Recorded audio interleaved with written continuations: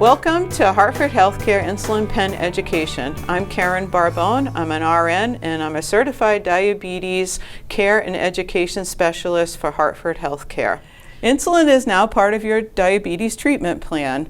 This video is intended to show you how to use an insulin pen. Hartford Healthcare has developed this Thriving with Diabetes toolkit. If you do not have one, please ask your provider for one, as it contains all information necessary for managing your diabetes. Once you have picked up your supplies from the pharmacy, you are going to put your insulin in the refrigerator. You're going to keep it there until you're ready to use it. Once you need to start using a pen, you're going to take it out of the refrigerator 30 minutes prior to administration. Insulin pens are good outside of the refrigerator for 28 to 42 days. They should be stored at room temperature. Please look at the insert for your particular insulin to see how many days it is good at room temperature. Now it is time to gather your supplies for insulin administration. You are going to get your insulin pen, you are going to get your insulin pen needle, and you are going to get your alcohol swab. There are two main types of insulin. You have long-lasting insulin or basal insulin that is typically given once a day and covers for a long period of time. And then you have bolus insulin, which is used for elevated glucoses and for food that you are eating. This is called rapid-acting insulin. So be certain that you have the right pen before you get started. Some insulins may be cloudy, and it will be necessary for you to roll it in your hand until that cloudiness is uniform throughout the entire pen.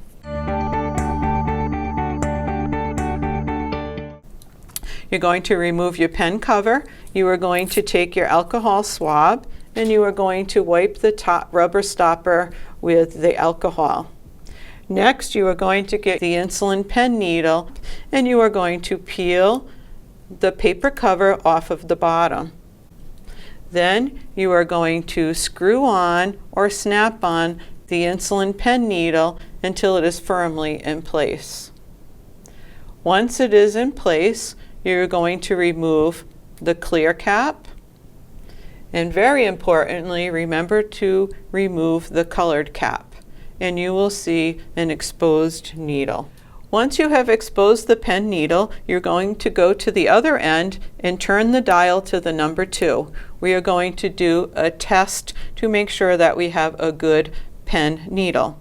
Once you have it at the number 2, you're going to press the button at the bottom and look at the pen tip to make sure that you see insulin coming out. If this is a new pen, you may have to repeat that step a couple of times before you see insulin coming out. Once you see insulin coming out, you are going to dial to your prescribed dose. In this example, we are going to use 10 units. So I have now prepared my pen for 10 units. First, you are going to get your pen out and you're going to remove the cap. Then you are going to wipe the rubber tip with alcohol. Then you are going to take your insulin pen needle and you are going to peel the back cover off. You are going to screw the insulin pen needle onto the pen or snap it on until it's firmly in place. Once it's in place, you are going to remove the clear cap, and then most importantly, you are going to remove the color cap. Next, you are going to do a small test dose. You are going to go to the other end of the pen, you are going to turn it to the number 2, and you're going to press the button next to the dial and ensure that you see insulin coming out of your pen needle. If after 2 or 3 tries you do not see insulin coming out of the pen needle, remove that pen needle and try with a new pen needle. Now that you have your pen properly prepared and you have your correct dose for you, you are going to choose a site on your body.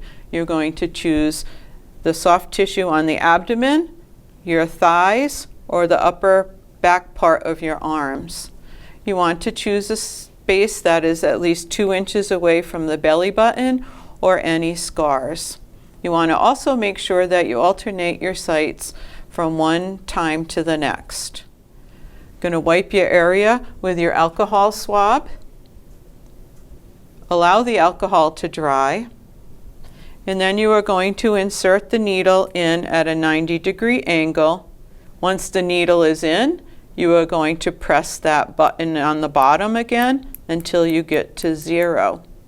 Once you're at 0, count to 10 before you remove your needle. When you remove your pen needle, inspect it to make sure you don't see any insulin coming off. If you do, do not give yourself another shot. Next time, count longer or count slower.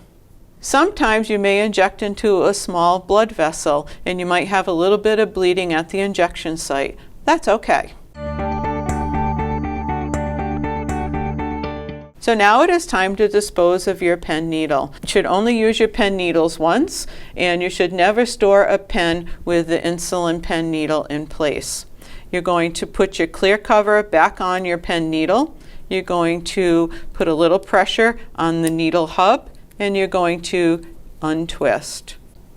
Once you have your pen needle off, you are going to dispose of it into a hard plastic container. And once that container is full, you're going to put tape on it and put it in the regular garbage.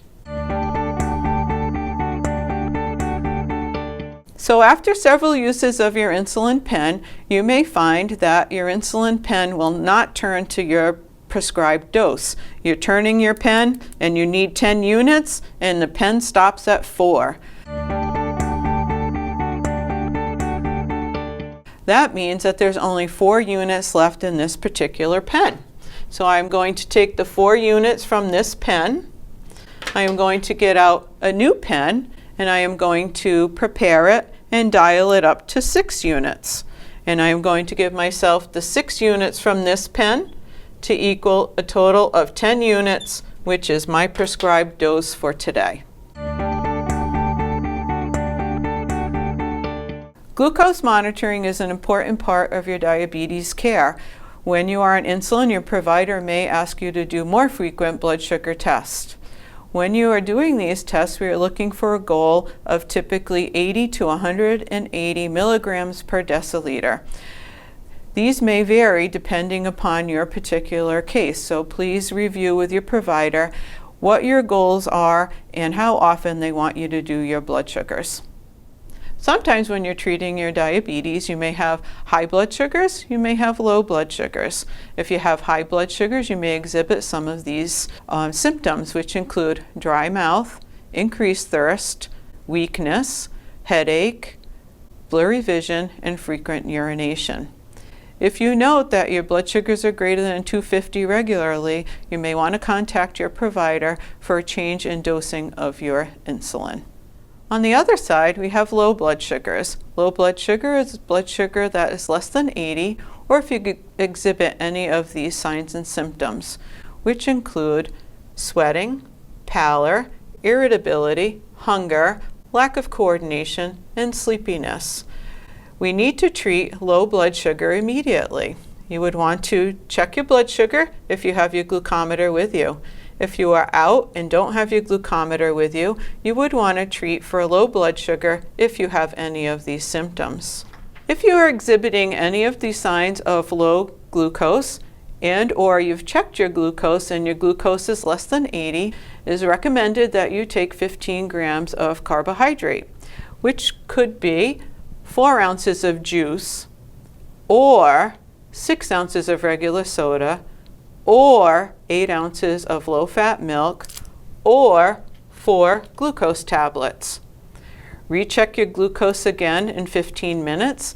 If it still remains below 80, you are going to repeat with the 4 ounces of juice, or the 6 ounces of regular soda, or the 8 ounces of low-fat milk, or the 4 glucose tablets. If you are interested in additional information, please speak to your provider about a local diabetes education program.